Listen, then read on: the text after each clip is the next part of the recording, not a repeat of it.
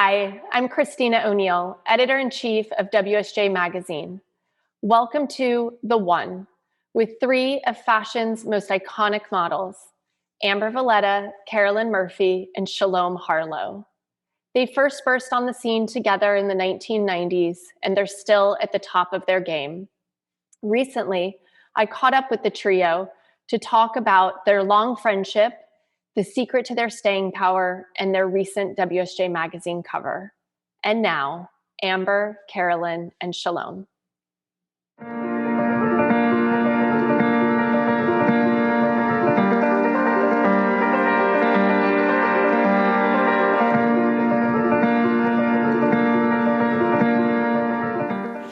Hi, ladies. Thank you so much for joining me today. We're here to celebrate your recent WSJ cover. And I was just so overwhelmed by the outpouring of love and energy around that shoot. I feel like it perfectly captured your personalities. Amber, why do you think it resonated so much? I think because we are three friends that are old friends, and we've had many life experiences together. And what you all saw from the Instagram post we posted was an authentic moment of us three being together, and then the shoot transpired for you all. And I think when we are just let loose to be ourselves and to have fun, it's authentic and genuine. And so we love nothing more than to be together and to play. And I think we're all kind of kids at heart. So it was especially fun to see your peers in the industry, Naomi, Christy, Cindy, Helena, commenting and sharing and really supporting you all. What was that like for you to see so much energy from your peers? Well, I mean, of course, to feel the support, the love, and the appreciation from all the other women in the industry that you named was so meaningful, but it's not an anomaly. That same support, inspiration, and admiration has always been there, and it's like a common mutuality that we've always shared. And so, although some may perceive an industry that is primarily woman-based as potentially being competitive, there's an element of that to it, but it's very full of camaraderie and support and love. And from the origins of all of our careers, those very same women advocated for us. When you guys came on the scene, you were almost like the anti-supers, and a lot was made of your relatability, your just sort of, you were anti-big hair, anti-big attitudes. And I'm just sort of curious. I mean, it's a lot of those women who are supporting you now, but I think it's so telling, just the piece about the longevity of your careers. And Carolyn, I'd be curious to sort of hear your take on what made you guys so everlasting and such a powerful trio in the industry. Well, I mean, I definitely pinch myself, the fact that we're still here, because, truth be told, the shelf life, right? I don't think any of us would ever think that we would still be working at our age, so to speak. And I think that that's what's so wonderful about this industry, kind of hearkening back to what both girls were just saying. There's this sisterhood where we really all band together. And I still geek out when I see Christy or Cindy say something on Instagram. And I think that there is this kind of untouchable still in the back of my mind with those women, but then I've gotten to know them as women. And I think that's the key word right now, is that we're growing up, and we've grown up together, and we've had all these experiences together. So I still look up to Amber and Shalom the same way that I did when I started in the early 90s. And I still look up to Cindy and Christy and Helena. And it's really just having that tribe. It's a tribe. We kind of all move together, and we have these stories that we can share from the past, the present, looking forward to the future. But I also have a geek out moment really quickly, because Reese Witherspoon, not only did Linda Evangelista, who I was also so obsessed with, repost, but then Ashley Graham, who's a fantastic woman and contemporary model. But then when Reese Witherspoon, I was really gobsmacked. I was like, not only do I love you, but also thank you for your book club. And it's, it just all still seems so unreal to me, quite honestly. Well, throughout your careers, you three have had some major fashion moments. Amber, let's talk about the jungle dress. Donatella Versace designed it, you modeled it, and J.Lo broke the internet in it. What was it like to be in a perpetual Who Wore It Best with J.Lo? I actually never saw any Who Wore It Best between J.Lo and I. I think J.Lo wore it incredibly, and I think it's just an amazing dress that Donatella designed that just has such longevity and is iconic piece in fashion history. And I don't think it's about who wears anything best. I think we're all uniquely beautiful and have individually something to bring. So I modeled it for the show and the campaign. J.Lo wore it to the MTV Awards, I think is what it was originally. And then she came back and wore it at the show last year. And I walked in the show. It was all intentional, and I think it's just more a testament to Donatella's vision and, powerful women wear powerful dresses. Shalom, you had one of, I think, the most iconic moments of all time in the Alexander McQueen show when you were spray painted by robots. What was that moment like? Well, that moment was like so many other fashion moments that maybe didn't quite reach that same level of notoriety and attention, in that it was completely spontaneous. There was virtually no rehearsal. I didn't have reference point for the length of time that piece would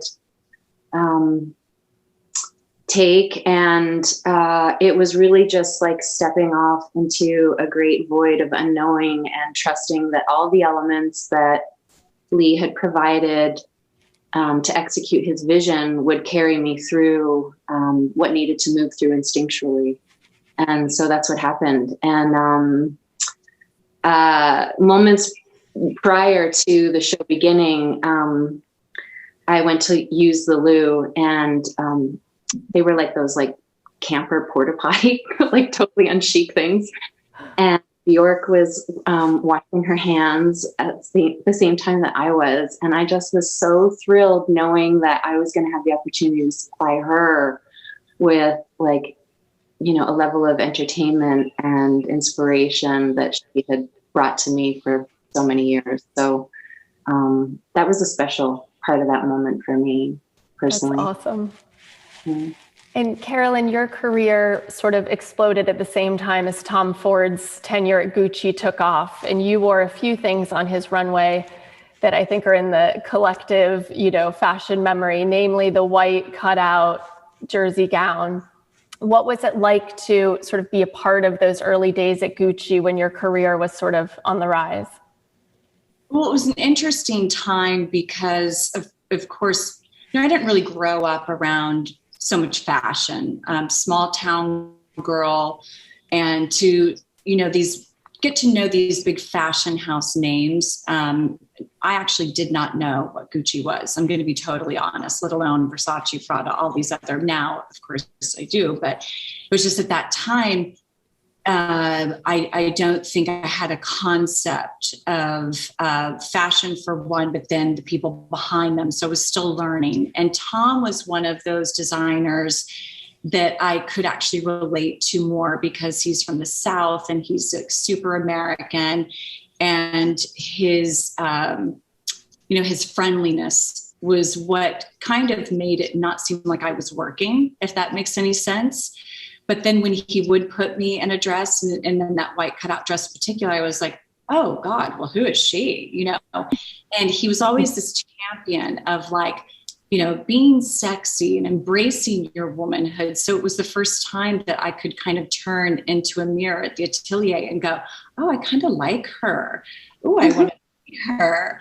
And, you know, he's just a champion, I guess, of women in that way, and in feeling good and looking good and somewhat overt sexuality wise, but I appreciate that in him. And I love the characterization of playing that woman and having that spotlight on the runway, which I remember, like we always had the spotlight and I would always pass, you know, one of you and try not to crack up, and to take things a little bit, you know, more seriously as I was supposed to. He is, you know, for sure one of my favorite designers, and actually now has evolved into a really dear friend, which I'm so grateful for. We probably don't have enough time to get into all the bad behavior that you've witnessed throughout your careers. But I'm curious, what's changed for the better? I don't know who wants to take that one, Amber. Well, I would say, because I'm such an advocate for sustainability and fashion. I have seen a huge change from when I first started really talking about this a decade ago. You know, I've seen a huge shift that's actually a topic of conversation and actually actionable items. And people are really trying to change the way they design and produce and discard clothing. I think that's probably one of the biggest changes that I've seen as far as what I have been so passionate about. And that makes me really happy. Yeah. Shalom, is there anything you miss about the good old days? Well, I think when the designers themselves were the holders of the houses, as opposed to corporate entities traded on the stock market, I think that there was just a level of like creativity that was unrestrained, and the level of production that's required of designers now is just seemingly so unsustainable. So those are some of the things that I miss, the more boutique aspect of the industry. You know, the fashion was the last of the entertainment industries to become corporatized. And truly, when we all began in this industry, it was much like running away to the circus. Like it's that kind of wild and yeah, and you left the cell phone at home, right? I mean, there wasn't a camera turned on you guys at all hours of every single day. I think that's one of the big things that's changed is social media. Carolyn, do you want to take that one? I mean, now girls are being booked on their Instagram following, which is a really big change. It's been going on for a while. I have friends who are casting directors that have said, you know, that's what they're looking at. They're looking at how many numbers and how many followers that the girls have. And it's a new form of advertising. Obviously, you have a lot of influencers now that have taken the helm in that way, which, you know, I'm not a naysayer towards, you know, that, if you will. I definitely feel like the models themselves are still out there pounding the pavement and working so hard, and they're putting up with the rejection. I mean, they're still kind of the core of the industry where you want to be accepted and you want to do good work, and having to actually work for it. You know, I'm more of a Luddite, so I have my own personal issues with social media and technology. Luckily, I have a daughter who's able to help me. And, you know, Dylan can be quite savvy, and it's the model's portfolio. And I think that there's an added layer and a pressure there, at least I feel that way. Whereas with this younger generation, it's super intuitive for them. I get so much joy out of watching these girls, the younger models, on their social media, because they seem like they're having fun with it. Again, looking at somebody like Ashley Graham, who is a phenomenal woman, and she's been really able to catapult herself in a way. But also with these two women, Amber in particular, using her platform to talk about social injustices and sustainability, and Shalom, who is conveying this incredible, peaceful warrior and light. And I can't wait to see what more she can do with that, with using the platform. So again, I think everybody is finding their uniqueness. I would say it's a little bit more of a struggle for me in particular, but I'm also excited about it in another way, is being able to find ways to use your voice and use it for positive change.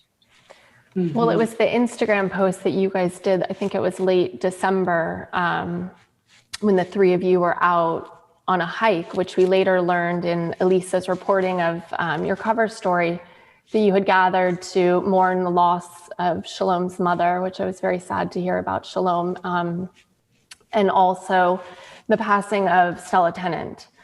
And I'm curious, like, you guys have been so lucky to have each other and to be able to talk about mental health and insecurities and depression. And I mean, I assume that's what you talk about as girlfriends, but I'm just, wondering, as an industry, it feels only very recently is mental health a piece where people are kind of being open about the challenges and the insecurity that occur in this business. Well, I could say, when we all came together, it was so beautiful. I mean, truly, no photograph, although the Wall Street Journal photographs really, just the joy and the optimism. And I think that for the core of us getting together, was really just to share and to bond in our friendship and our love and feeling so homebound and somewhat isolated in other ways. That conversation started right off the bat with the three of us. In fact, you girls remember when we came in, we had our masks on and we got to go sit out in my backyard. And, we all were crying about this and that, those mental issues, they're there, they exist because we're human. And that's the thing at the end of the day, is that we're not superhuman. And it was just a real shock. And then our mothers having had breast cancer, and Shalom recently losing her mother, and to check in with each other. And for me, it's so important that we check in, we have each other, we can check in. Well, because I feel like the seed of our connection that day was, for comfort and to join in union in our sorrow, but out of love. And what grew out of that connection, that was seated in sorrow and grief, bloomed joy and fun and play. And I think that's such a piece of our human condition, that when we can embrace one aspect of the polarity spectrum of our humanness, it stretches and strengthens our capacity to feel the joy and to feel the love. And it's been through the hardships in all of our relationships with each other that kind of deep trust that can hold high joy. And so I think it's a big part of mental health to not separate, shadow from light, but rather hold the whole spectrum, because that's what being human is. I also wanted to say that I don't know if any of us really had the intention to sit down and start, crying or laughing or whatever. We're all three very authentic, I think, and very vulnerable people, in the sense that we're willing to be open and honest with each other because we trust each other. there's a long-term relationship. And added to the fact that Shalom had lost her mother, and Stella had just passed. For all of us, when we got together, that stuff was there and it was present. And as these two both so beautifully said, we allowed our humanness to be present and to just get real, because the pandemic, we haven't had those opportunities. And so we laughed and we cried until we laughed, and we did both. And that's something that I think is so powerful, because I said that in my post, like, these two made me laugh until I cried because it was so funny. And then the pain and the depth of love and space to feel the sadness of this year and these two losses, especially us in different ways. We got to the other side, as Shalom said too, and started laughing again. And just, that I said that in my post as well, that these two gave me life. I needed that so desperately. I think we all needed it. And I think that was the reflection of what people saw in that post. And then when you so wonderfully put us in Wall Street Journal, I think that we emulated another level of that, which was just play, because the three of us were not crying that day or those 2 days. We were just, except from falling, we did a lot of falling. Oh my God, a lot of falling. I can't believe you got on roller skates. That is something I don't think you could pay me to do. But we did a lot of laughing to crying and laughing. But do you remember the second day? Remember, we specifically, and nobody really knows this, that second day where I was like, let's go on a hike. And none of us were really feeling, because there was still this like weight that we were all kind of carrying and holding, that emotional weight for one another. And that have, like Shalom said, that light and those darks and the inner contradictions of emotion. But I said, let's go on a hike. And so we got into the trees and we got into nature, which the three of us hold so dearly. And so, we all do, I hope, as humans, really truthfully. But once we got into those woods and we were on that trail and we were surrounded by trees and they were like masks off and just started getting goofy with one another. I think it was your idea, Amber, no? We're like, let's capture this moment of joy. We've had a 24 cycle from the day before where we really kind of came out the other side. And when you post that night and the way that you had likened it to the solid foundation of girlfriends are like trees, you stay steady and blow in the wind and there might be some shedding of leaves, and all the metaphor of that touched my heart so greatly. So then there we were all like group texting, Instagramming, crying, and it was gosh, to be able to do that all over again, Kristina, for you to provide that playground for us. What is it like to see some of your friends' kids in the business, like Kaya and Mingus Reedus and Christy's nephew? Do you get a kick out of seeing these kids that you must have known since they were in diapers now backstage at the same shows you're in? I have a funny story there. I'm always telling a story, but I have a funny story that I was on a shoot like a year and a half ago, and the photographer and the stylist were like, so we have James Turlington coming in a little while. And so you two, you're going to kiss, you're going to make out. And I said, oh, no. That's not happening. I actually have been around him since he's in diapers. That is not, I am not kissing James. I could be his mother. So no, definitely not. Yeah. And of, Dylan, she had a crush and went to school with Mingus, and, Christy's daughter, Grace, Dylan rode horses with her, and it's so wild. And then of course, Amber's son, actually you're Auden. Yeah. Well, I'm going to say this because I think it's adorable. I have the cutest pictures of them fishing together. And Amber's son, who is a wonderful young human being, he's so kind and so smart. And he's Shalom's godson, I think. But it was Dylan's first crush. I think it's so, I mean, we're freaking family. We're taking over. Have your children ever expressed interest in the industry? Would they want, does Dylan or Auden have any interest in modeling? I mean, Audie's done some shoots with me over the years, and he will, like, if something came his way and it worked for his schedule, but he's not like interested in pursuing modeling. But if it, you know, like if it comes, it comes. But I think he actually wants to. He's very interested in design. So I don't know.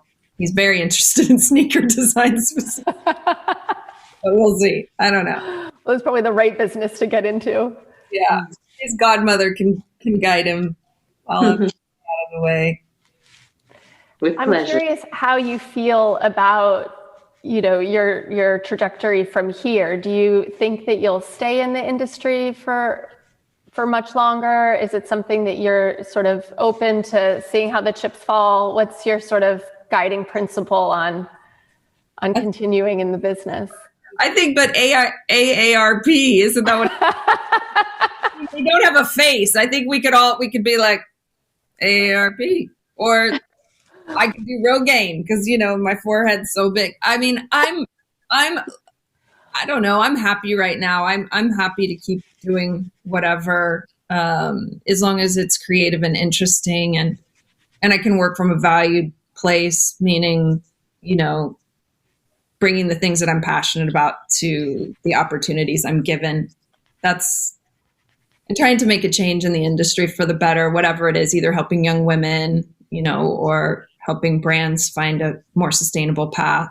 Yeah. But I'm open to keep working. I do a lot of different things, so I don't feel like I just model. You know, I feel much more, I don't know, like well-rounded than that.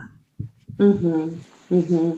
I think we all have so many different aspects to our self-development that the longevity of this career has already surpassed what any of us could have imagined. And as long as the opportunities continue to present in ways that are, you know, enticing and creative and respectful, it's a wonderful sandbox to play in. And we're all developing other aspects of our life that are meaningful. And I'm curious to hear about what you're up to now. In the piece, you talked a little bit about it, but I'm curious what I feel like I'm going to screw up the name of it. Somatic healing modalities. Can you tell us what that means and what that practice is like? Mm-hmm. Yeah. So one of the aspects of my surviving late stage Lyme's was that I was thrown into complex PTSD in a very extreme way. And traditional psychological models of healing don't actually address PTSD because the nervous system's so affected. So in the last 10 years, neurobiology has given a lens in which to see the nervous system from. And so people such as my teacher, Ray Castellino, who recently passed, and Peter Levine, for instance, these people are on the forefront of applying neurobiology and psychology to unwind the nervous system from deep trauma imprints. And so that's what I'm studying. And is part of that through dance therapy? Is that something I read? Because I know your background, you were a ballet dancer, right? When you first started modeling? Yeah, I was a dancer. I was actually more of a hoofer. I was more of a dancer, which, like stomping and making noise more than like plie-ing and on point. But, all of the aspects of somatic therapy are embodied therapies. So there's many different ways that it can be applied. I want to ask you about choices and choices that you made throughout your careers, and how involved you felt like you were in the sort of early aspects of money and making decisions and negotiating things, and sort of feeling like you had a voice and being able to advocate for yourself. Carolyn, can you talk a little bit about that? I know you've probably had to renegotiate that Lauder contract a few times. But I'm just sort of curious about how in the industry, modeling and money, if that's something that people talk about, if you felt like you had good advice in that front. Well, I've been fortunate enough. I've worked with the same agent, gosh, I think 27 years now. So I have a super tight bond with not only him, but my entire family at the agency. And I really do believe it's a collective. It's a we all work together. I never like to stay in the I, even as the commodity or the face. It's not just the I, it's a we, and it's teamwork. I would say in the beginning, I kind of came on the scene like 93, 94. My parents were a little strict. They said, you have to finish high school and you have to go to college. I didn't finish junior college. So I wouldn't even say that the maturity aspect of starting the industry so late at 21, 22 gave me the knowledge and the power of negotiating. It really was a lot of trust that I put into my agent. It was a lot of trust that I put into the industry. Because at that time, in the 90s, it was much more raucous. It was much more passionate. I know for me personally, I certainly was there misbehaving, missing appointments in Paris because I wanted to go hang out with the artists in Leal. And I didn't have a grasp on the business aspect of it, so to speak. I didn't have a grasp on the career. I was really just kind of in the moment. And I was in the moment as an artist, and I was in the moment appreciating my relationships with the artists. And I, saved money. And of course, I think I was more told what I was making. And I felt like, gosh, this was certainly a lot more than I was making when I was working at the fondue restaurant, or folding clothes at the retail shop, or, working at Big Kahuna's, the water slide. So I was just so grateful to be there, making that money, having the relationships with these incredible artists, traveling the world. And quite frankly, it wasn't until after I gave birth to my daughter that I really started paying attention in a way which was, this is my livelihood. This isn't just about me anymore. This is really about the rest of my life and a career, so to speak. Right. And that also was the time when I was really, Christy Turlington became a mentor of mine, and my daughter was attending preschool with Cindy Crawford's daughter. So I would have conversations with Cindy, who was really one of the first women that I knew intimately and that I had seen taken their career to a next level as a businesswoman. And then watching somebody like Giselle come on the scene and befriend her, and really her taking charge. So for me, it was a natural progression and an evolution that I started out completely in the unknown with some guidance of a great agent, a great team, but it really took a maturity level and having a child to make it more of a livelihood and a career path. Amber, would you say that you had a kid defining moment, or was there something else that kind of woke you up to managing your money and your image? I mean, I've been very fortunate. I had an incredible agent for 20 plus years who now is my manager. And he taught me a lot about the business. He taught me about everything from references to photographers, to art, to why we say no, because maybe that no leads to a yes further down, or oversaturation isn't a good thing necessarily. Timing, holding my value, because my time is precious. It's the only commodity we don't get back. And knowing that, I'm a professional. I do a good job, and I love what I do, and I bring my A game to it. And so holding that space and having a lot of great guidance has kind of helped me feel,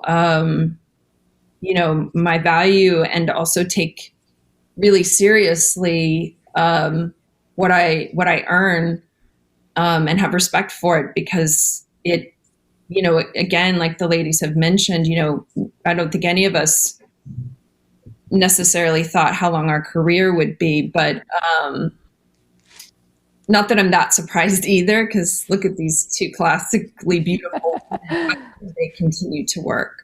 But just being taught a lot about quality over quantity, being taught a lot about respecting, again, myself and my time and other people's time. I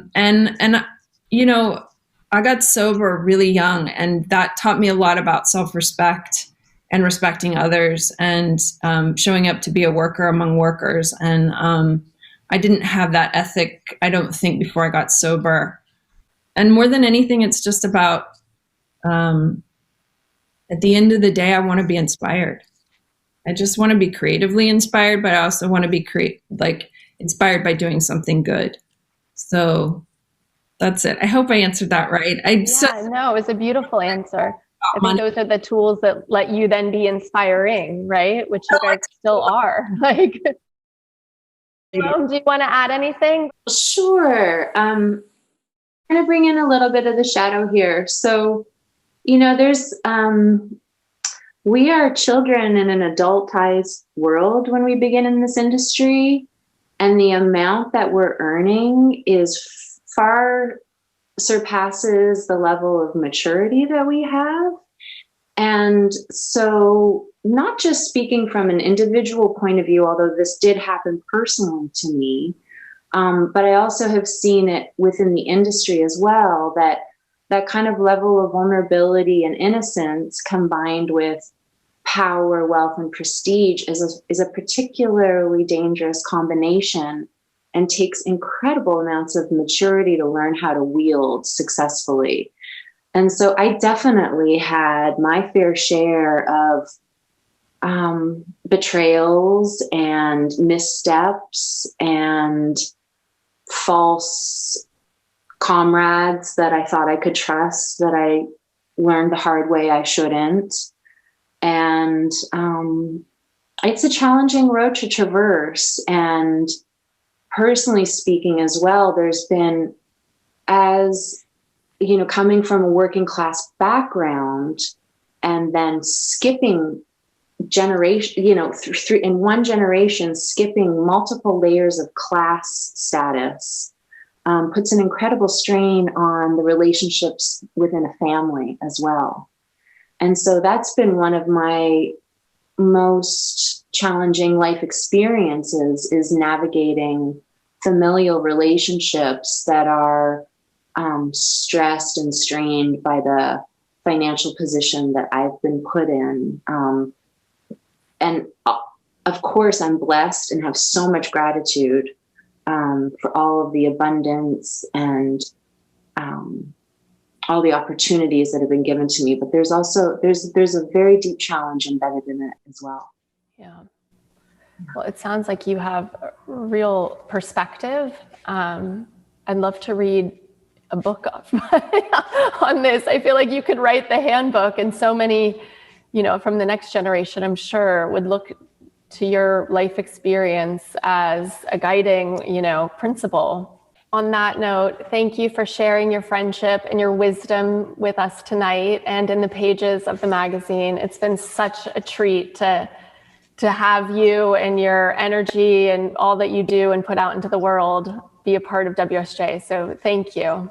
Thank you. Thank you for having us. Thank you. Yeah. Thanks everyone for joining today. I hope you're as inspired by Amber, Carolyn, and Shalom as I am. Please like this video and leave a comment below, and be sure to subscribe to WSJ Magazine's YouTube channel.